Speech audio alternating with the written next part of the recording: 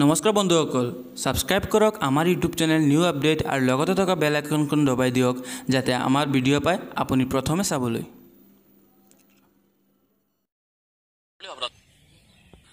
অসমবাসীৰ বাবে জীৱন আৰু জীৱিকাৰ আধাৰ স্বৰূপ মহাবাহু ব্ৰহ্মপুত্ৰ, কিন্তু ব্ৰহ্মপুত্ৰলৈ যেন লাহে লাহে নামি আহিছে বিপদ।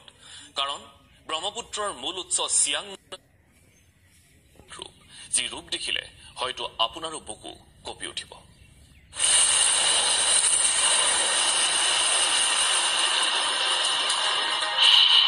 ব্ৰহ্মপুত্ৰৰ মূল উৎস চিয়াঙৰ ভয়াৱহ ৰূপ। চিয়াঙৰ বুকুত অস্বাভাৱিক ঢৌ। কোনোদিন নেদেখা নোহোৱা এক ঘটনা। অৰুণাচল প্ৰদেশৰ পাছিঘাটৰ ৰাণাঘাটৰ সমীপত চিৰপ্ৰবাহমান চিয়াঙৰ এই ভয়ংকৰ ৰূপ। কেইবামিটাৰ উচ্চতালৈ উঠিছে চিয়াঙৰ ঢৌ।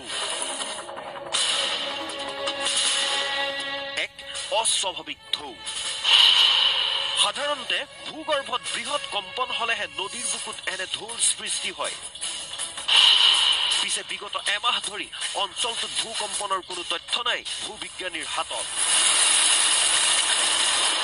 তাৰ পিছতো এনে ঢৌৱে চিন্তিত কৰি তুলিছে স্থানীয় জনতাক। पहले कभी ऐसा हुआ था क्या सियांग में? नहीं हुआ है। जब से हम लोग बचपन से यही से हम लोग ये बड़ा हुआ है, तो फर्स्ट टाइम इस तरीका है। कितने दिन से हो रहा है सर ये?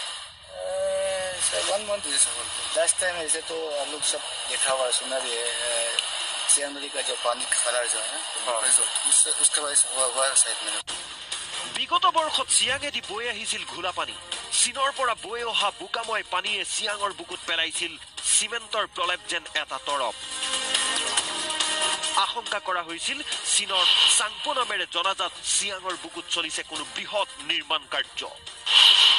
পিছে অভিযোগ প্ৰত্যাখ্যান কৰিছিল বেইজিঙে। এইবাৰো কোবাল সোঁতেৰে বৈ আহিছে ঘোলা পানী, তাতে আকৌ বুকু কঁপি উঠা প্ৰকাণ্ড প্ৰকাণ্ড ঢৌ। কি হ'ব পাৰে ইয়াৰ কাৰণ? ক'ব নোৱাৰো। এনে মানুহে কৈ থাকে কিবা চাইনাৰ লগত কিবা ইহঁতি পানী এৰে এইবিলাক, বাট উই আৰ নট চিয়ৰ।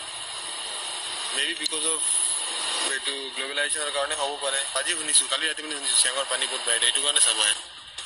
ব্ৰহ্মপুত্ৰৰ মূল উৎস হ'ল চিয়াং। চিয়াঙৰ বিপদ মানে মহাবাহু ব্ৰহ্মপুত্ৰৰ বিপদ। ইতিমধ্যে প্ৰায় এমাহ ধৰি ঘোলা পানী বৈ অহাৰ ফলত প্ৰচুৰ গেট জমা হৈ ঠায়ে ঠায়ে চিয়াঙৰ বুকু বাম হৈ উঠিছে। ব্ৰহ্মপুত্ৰৰ উজনি ভাগতো ব্যাপক হাৰত জমা হৈছে গেট। নদীখনৰ এনে প্ৰদূষিত পানীয়ে মাছৰ লগতে অন্য জলজ প্ৰাণীলৈও মাতিছে বিপদ। পিছে এনে ঘোলা পানী আৰু সুউচ্চ ঢৌৰ প্ৰকৃত কাৰণ নাজানে কোনেও। তথ্য নাই চৰকাৰৰ ওচৰতো। মুঠৰ ওপৰত ৰহস্যৰ মাজত খৰস্ৰোত আৰু নীলাপানীৰ বাবে জনাজাত চিয়াং নদী। অৰুণাচলৰ পৰা মিণ্টু তামুলী আৰু জোনাইৰ পৰা ৰয়েল পেগুৰ ৰিপৰ্ট, প্ৰতিদিন টাইম। সাবস্ক্ৰাইব কৰক, লাইক কৰক আৰু শ্বেয়াৰ কৰক।